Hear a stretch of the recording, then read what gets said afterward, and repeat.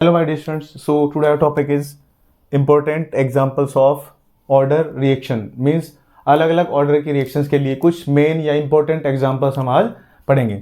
So first हमारे पास है zero order reaction. So zero order reaction में हमारे पास जो मेन एग्जांपल आएगा हमारा first is decomposition of ammonia on platinum surface. So जो ऑर्डर ऑफ रिएक्शन होता है वो एक्सपेरिमेंटली ऑब्जर्व किया जाता है। सो एक्सपेरिमेंटली हम कुछ मेन एग्जांपल्स के बारे में आपको बताएंगे।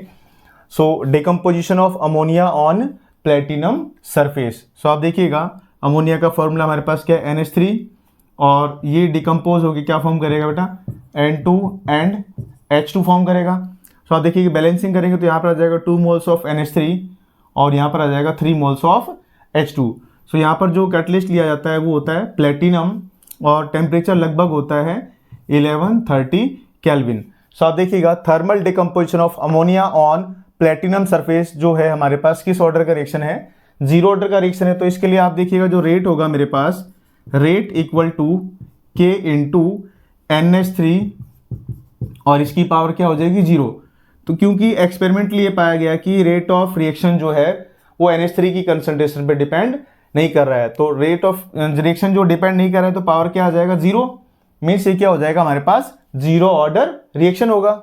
सेकंड हमारे पास आता है बेटा decomposition of HI on gold surface, यानी गोल्ड सरफेस पर डिसोसिएशन या डिकम्पोजिशन अगर HI का होगा तो वो किस ऑर्डर का रिएक्शन होगा बेटा, जीरो ऑर्डर रिएक्शन। सो आप देखिएगा HI decompose to give H2 plus I2।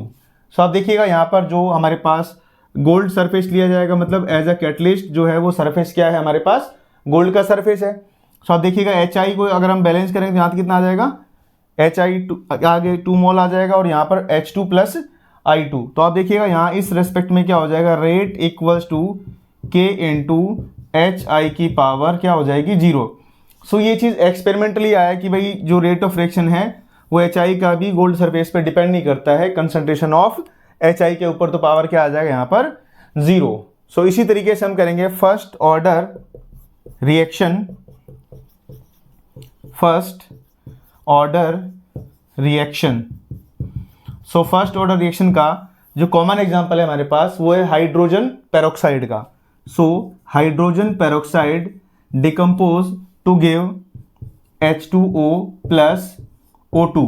So आप देखिएगा इस रिएक्शन में हमारे पास H2O2 इस रिएक्शन को बैलेंस करें तो यहाँ पर क्या आ जाएगा बेटा हाफ O2। तो इस रिएक्शन का जो हमारे पास रेट लॉ एक्सप्रेशन आएगा वो क्या आएगा बेटा rate equal to K into H2O2 की पावर 1, यानी मेरे पास इसकी पावर क्या आ जाएगी यहाँ पर H2O2 की पावर क्या आ जाएगी 1। मीन्स यहाँ पर जो रेट ऑफ रिएक्शन है वो H2O2 की पावर पर डिपेंड कर रहा है। तो ये हमारे पास क्या हो जाएगा फर्स्ट ऑर्डर का रिएक्शन हो जाएगा। सो आप देखिएगा थर्ड मेरे पास आएगा यहाँ पर second order reaction. Second order reaction. So आप देखिएगा सेकेंड ऑर्डर रिएक्शन में हमारे पास एग्जांपल होगा dissociation of HI। Means hydrogen iodide का नॉर्मल अगर हम करें डिकम्पोजिशन या dissociation without any metal surface तो हमारे पास किस ऑर्डर का रिएक्शन होगा, ये सेकेंड ऑर्डर का रिएक्शन होगा। यानी हमारे पास HI जो है वो डिसोसिएट होने के बाद क्या प्रोवाइड करेगा H2 प्लस I2। तो इस रिएक्शन को बैलेंस करें तो क्या आ जाएगा यहाँ पर HI आ जाएगा 2 moles.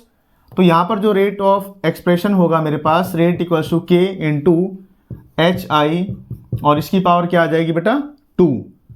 Means rate of reaction HI की 2 पावर पर डिपेंड कर रहा है, मतलब ये किस ऑर्डर का रिएक्शन हो जाएगा बेटा सेकेंड ऑर्डर। अभी हमने प्रीवियसली पढ़ा है कि भाई जो HI अगर गोल्ड की सरफेस पर अगर वो रिएक्शन कर रहा है डिकम्पोज हो रहा है तो वो जीरो ऑर्डर है। अगर बिना किसी मेटल की सरफेस के अगर इसको लिया जा रहा है तो किस ऑर्डर का रिएक्शन हो जाएगा, ये सेकंड ऑर्डर का रिएक्शन होगा। सो इसी तरीके से हमारे पास third order reaction, third order reaction. So आप देखिएगा थर्ड ऑर्डर जो रिएक्शन है हमारे पास वो हो जाएगा बेटा combination of NO and O2 to form NO2। So आप देखिएगा यहां पर हमारे पास NO plus O2 react to form NO2। अब इस रिएक्शन को बैलेंस करेंगे तो यहां पर क्या आ जाएगा 2 मोल्स ऑफ NO, यहां पर भी क्या आ जाएगा 2 मोल्स ऑफ NO2। तो आप देखिएगा ऑक्सीजन कितना है यहां पर 2 और 2 कितना हो गया 4। इस तरीके से क्या हो जाएगा रिएक्शन बैलेंस हो जाएगा। सो आप देखिएगा यहां पर जो रेट एक्सप्रेशन होगा मेरे पास rate equals to K into NO की पावर 2 और O2 की पावर 1। सो आप देखिएगा यहाँ पर जो 2 और 1 पावर्स को ऐड कर देंगे। रेट लॉ एक्सप्रेशन में जब पावर ऐड हो जाती है तो हमारे पास क्या आ जाता है ऑर्डर ऑफ रिएक्शन आता है। तो यहाँ पर आ जाएगा मेरे पास 2 और 1 कितना आ जाएगा 3, यानी ये किस ऑर्डर का रिएक्शन हो जाएगा यहाँ पर थर्ड ऑर्डर रिएक्शन हो जाएगा। यहाँ पर order reaction, fractional order reaction means combination of H2 and Br2 to form HBr। So आप देखिएगा यहाँ पर जो रेट एक्सप्रेशन के लिए जो इक्वेशन मेरे पास होगी H2 plus Br2 gives HBr means यहाँ पर मोल बैलेंस करेंगे तो यहाँ पर कितना आ जाएगा 2 मोल्स आ जाएगा। सो यहाँ पर एक्सपेरिमेंटली पाया गया कि जो रेट है हमारे पास rate equals to K into H2 की पावर 1 एंड Br2 की power 1/2।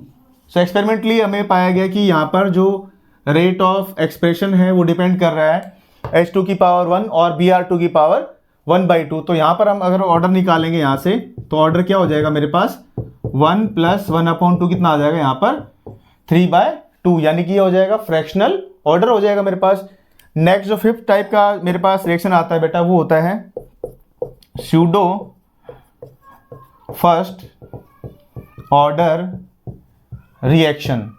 Pseudo first order reaction, pseudo first order reaction का मतलब होता है बेटा हमारे पास ऑर्डर जिस रिएक्शन का 1 हो और मॉलिक्यूलैरिटी जो हो वो कितनी हो जाए, मॉलिक्यूलैरिटी अगर 2 हो और ऑर्डर कितना हो 1 हो तो मेरे पास ये जो रिएक्शन होता है कैसा होता है सूडो फर्स्ट ऑर्डर रिएक्शन होता है। तो इसका एग्जांपल आप देखिएगा C12H22O11 plus water in presence of H2SO4 react to give C6H12O6 plus C6H12O6 means glucose यहाँ पर आ जाएगा ग्लूकोज और यहाँ पर आ जाएगा फ्रक्टोज।